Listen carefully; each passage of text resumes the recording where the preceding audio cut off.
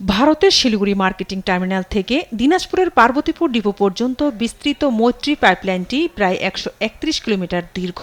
এই বিশেষ পাইপলাইনের মাধ্যমে বাংলাদেশে সরাসরি ডিজেল পরিবহন করা হয়ে থাকে।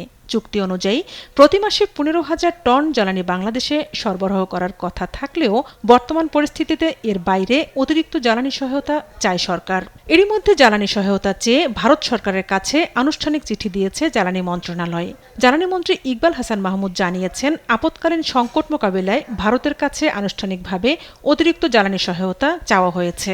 একটা পাইপলাইন আছে, আমাদের সাথে একটা এগ্রিমেন্ট আছে, সেটা আমরা বলছি যে আরো একটু তেল বাড়ানোর জন্য যে আপৎকালীন অবস্থার জন্য আমরা বলছি যে আমাদের একটু তেল বাড়ায় দেওয়ার জন্য। এখন তারা ডিসাইড করে কতখানি বাড়াবে। প্রাণ লাচ্ছি, খুব খাচ্ছি, আরাম পাচ্ছি।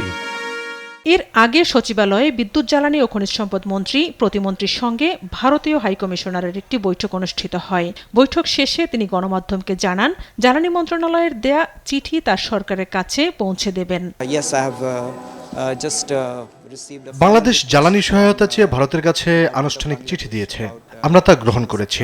এই চিঠি ভারতের সরকারের কাছে পৌঁছে দেওয়া হবে।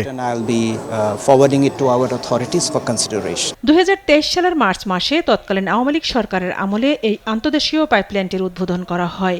বছরে প্রায় ২ লাখ মেট্রিক টন ডিজেল পরিবহনের সক্ষমতা থাকলেও বিদ্যমান চুক্তি অনুযায়ী এই পাইপলাইন ব্যবহার করে প্রতিবছর ১,৮০,০০০ টন ডিজেল সরবরাহ করবে ভারত। এছাড়া ২০২৬ সালে বাংলাদেশকে ১,২০,০০০ লিটার তেল দেওয়ার বিষয়টিও চুক্তিতে উল্লেখ রয়েছে।